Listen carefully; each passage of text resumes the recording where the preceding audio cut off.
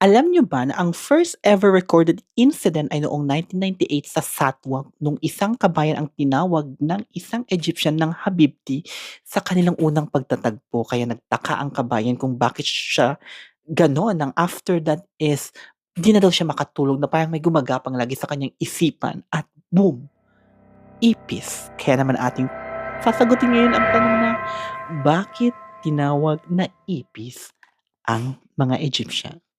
Now, let me explain something.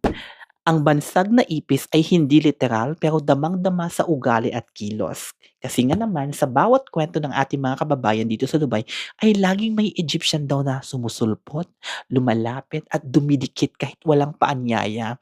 Minsan para nangang multo pero kadalasan mas malapit sa ipis.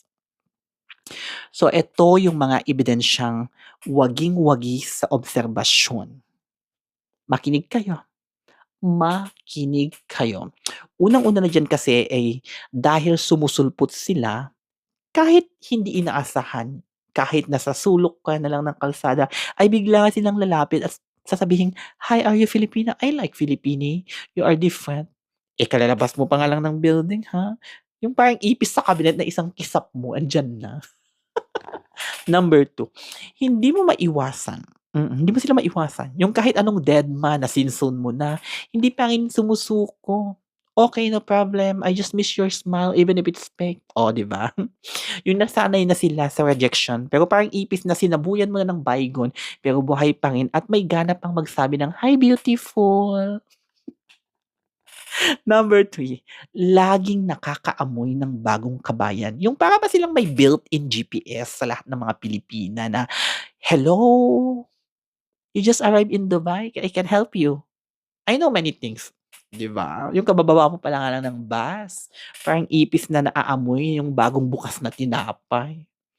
Number four, they have multiple accounts, multiple lives. Blinak mo na sa FB, may bago siyang account. Mido serious only. Black sa IG, may backup real_Mustafa for you. Blinak mo na sa WhatsApp, may papasok pang Viber. Parang ipis na hindi maubos-ubos.